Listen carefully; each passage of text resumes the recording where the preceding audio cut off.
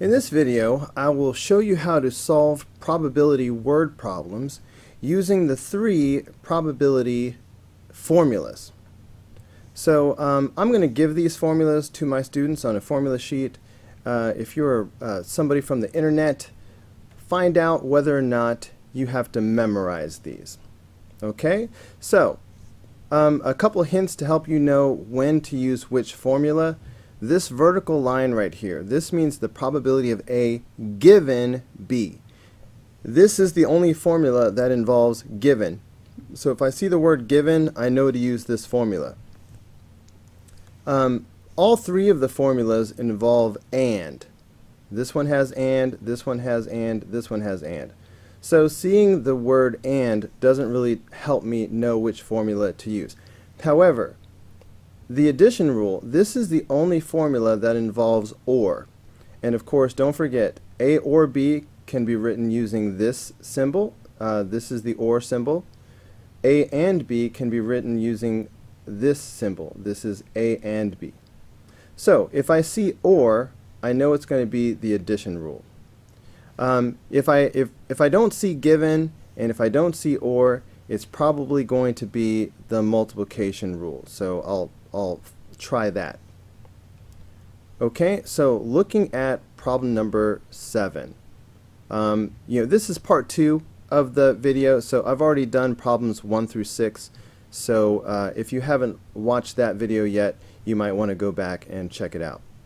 The probability of a randomly chosen boy playing basketball is 30%, 0.30. The chance that a boy plays both basketball and football is 0.5%. The chance that a boy plays football is 0.25, 25%. What's the probability that a randomly chosen boy plays basketball or football? So let's start by defining the two events involved. You could probably tell. So they said the probability of a randomly chosen boy playing basketball. So playing basketball is the first event. And then of course they also mentioned football. And let's see, the chance that a boy plays both. I'm looking for the one where it's sort of by itself. The chance that a boy plays football, so playing football is the second event. So let's just decide which variables we're going to use. We have basketball and football, so I'm going to let event B equal playing basketball.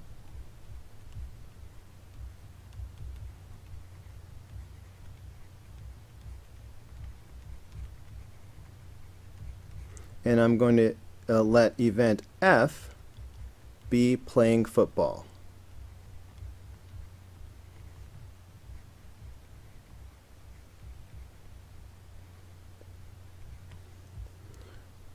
Okay, are these independent? Are they dependent? Are they mutually exclusive? Are they overlapping? Well, we know that they are not mutually exclusive because some of the boys play both basketball and football. All right, that's not a non-zero probability. So these are definitely overlapping events. Now, as far as whether or not they're independent or dependent, for that we need to do a numerical test. So we have to use the following equation. The probability of basketball and football, we need to check to see if it equals the probability of basketball times the probability of football. Because this is how you test for independent versus dependent. If we substitute in the numbers, if we get a true statement, that means it is that means that these two events are independent. If we get a false statement, that means that the two events are dependent. Okay, so let's check that out. I'm just going to switch colors so you can kind of see the difference. So I'm going to take this formula and substitute these things in. So somewhere up here we have the probability of B and F. Okay, let's find it. Alright, the chance that a boy plays basketball and football. Alright, so both plays both basketball and football. That's B and F right there. So we're told that that is 0.05. So we're checking to see, does 0.05 equal? Now we're looking for each of these individual probabilities. Okay, so playing basketball, that probability is 0.30. 0.30. Alright, and the probability of football, that is your 0.25. 0.25. So I've just substituted in the values for these three things in the equation. So let's check and see if it's true or not. So all I have to do is multiply these two and see if it equals 0.05. So 0.30 times 0.25. Okay, that's 0.075. So 0.05 does not equal 0.075. Yeah, does not equal 0.075. All right, this is false. And like I said, if we got a false statement from this equation, that meant that the two variables are dependent. So that's how you answer that. So please notice, when we talk about mutually exclusive versus overlapping, we didn't have to do any calculations. We could just use our common sense and say, okay, is it possible to be a basketball player and a football player? If it is, then those events are overlapping. If there's no way to be both, then that's called mutually exclusive. There are no numbers needed. If someone asks you if it's dependent or independent, you have to test this equation and see if it's true or false. Anyway, moving on. Using the correct notation, write down the probabilities you know and the probabilities you want to know. Okay, let me just highlight a couple more things. I highlighted a bunch of stuff. Okay, well, one more thing really. We want to know what is the probability that a randomly chosen boy plays basketball or football. So look, the first three things I highlighted are probabilities that we know. The last one is the probability that we want to find out. So let's write this down using B and F. So the probability of playing basketball. So we know that the probability of B is 0.30. All right, we know the probability of playing basketball and football.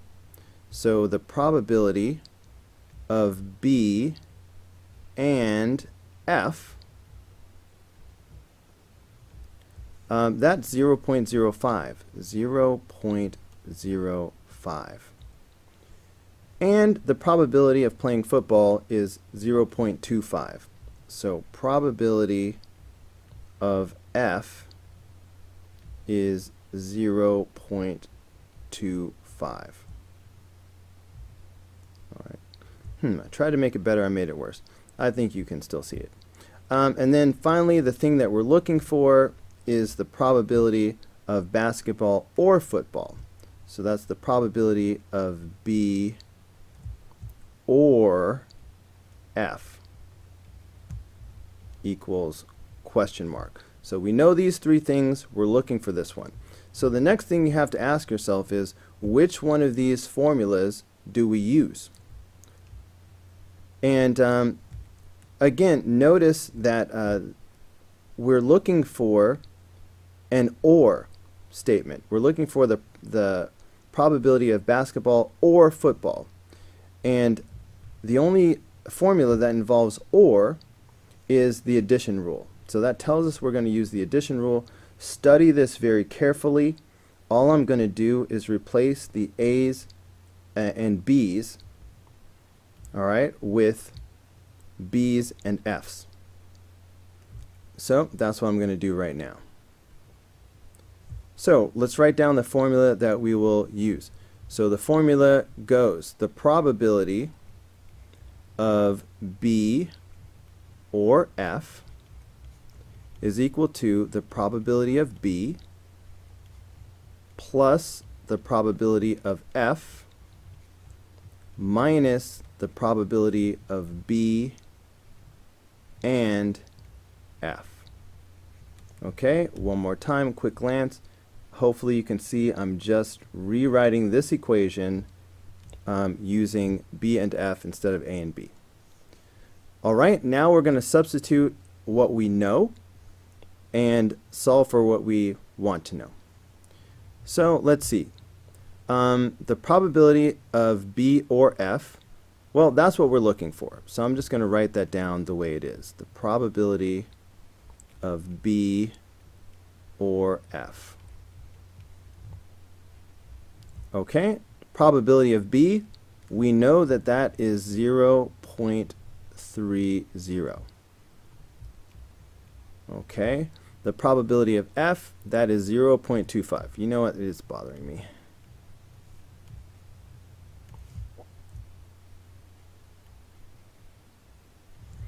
Okay, so that is 0.25. And then minus the probability of B and F, which is 0.05. Alright, this is going to be an easy one because all of the numbers are on one side of the equation. So all I need to do is just put that in my calculator and I'm done. So B or F equals, okay, well, 30 plus 25 is 55. And then minus 5 is 50. So this is going to be 0.50, which is 50%, which is also the same as 1/2. So here are all of the versions of the answer to this question. Okay, let's try the same thing for problem number 8. Just going to switch colors for the new problem. Assume that the following events are dependent. All right, the probability that a high school student eats breakfast is 0.8. Let's go ahead and write that down. So we have eating breakfast. Okay, the probability that a higher student and gets over 6 hours of sleep. Okay, so one event will be eating breakfast. So I think I will use E for eating breakfast.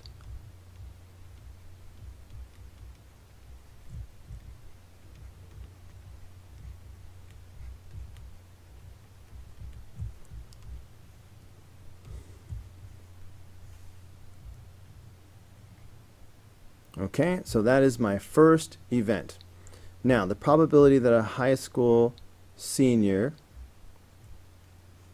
will eat breakfast and get over 6 hours of sleep is this. So that's a combo statement. That's an and statement. And I like to highlight those in green for some reason. I always do my and statements in green. Okay, so the new thing is getting over 6 hours of sleep. So that must be the other event. Okay, so I'm going to use, what am I going to use? I think I'll use the number 6. Okay, 6 will represent 6 hours of sleep.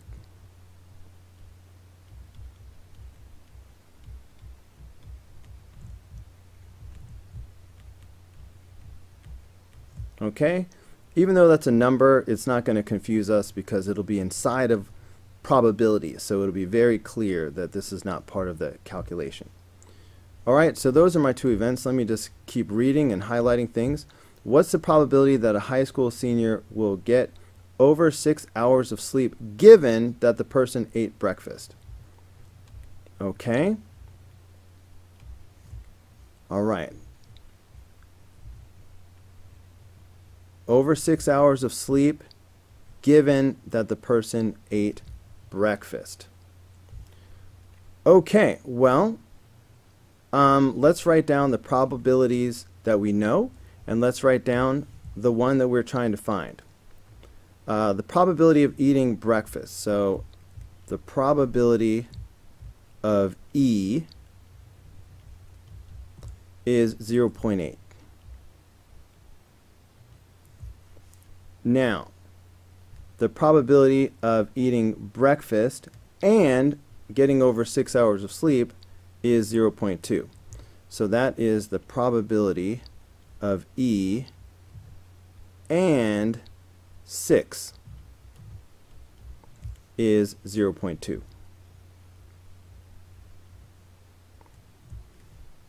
Okay, those are the two that we know.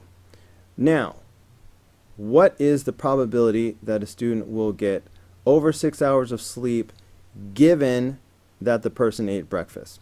So this is the one that we don't know. So the probability of getting 6 hours of sleep given that the person ate breakfast. Okay, that's the one we are looking for. So I see that it's mentioning given, all right? The word given represented by this vertical line. 6 hours of sleep given eating breakfast. So right away that tells me that I'm going to be using this first formula. This is the only formula that involves given.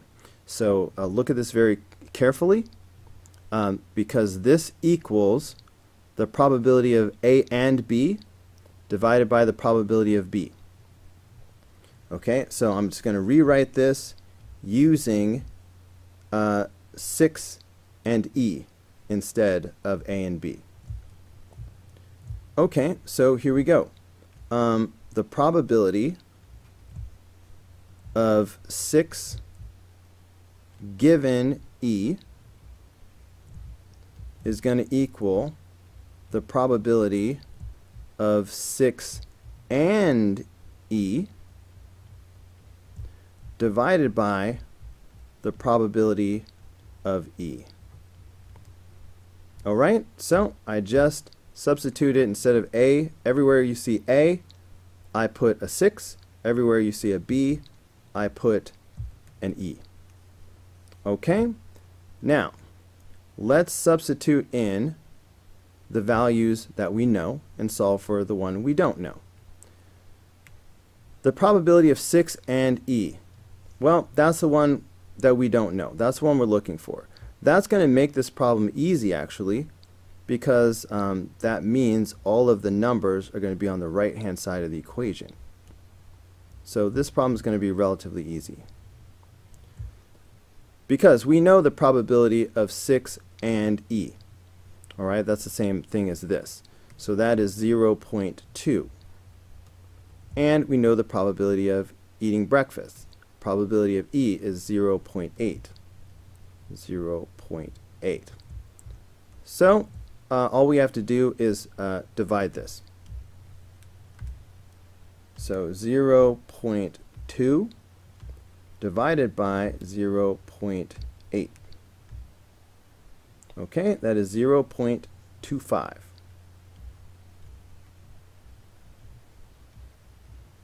Which is also known as 25%, which is also known as 1 out of 4. So here are multiple forms of the correct answer to this question. So that is it for problem number 8. Could almost squeeze it into all one frame, but that was problem number 8. Alright guys, that's going to do it for this video.